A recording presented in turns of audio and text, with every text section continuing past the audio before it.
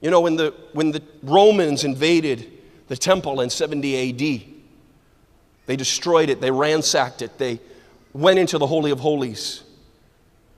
And do you know that when they invaded the Holy of Holies, there was no Ark of the Covenant behind the veil?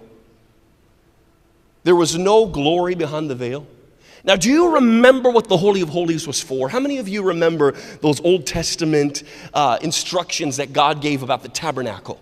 Where God told them to build this place, the Holy of Holies, where the presence of God would rest between the cherubim in such a manifested and pure power that if you entered that veil with any uncleanness, you'd be struck dead. In fact, only one person was allowed to go behind the veil. That was the high priest.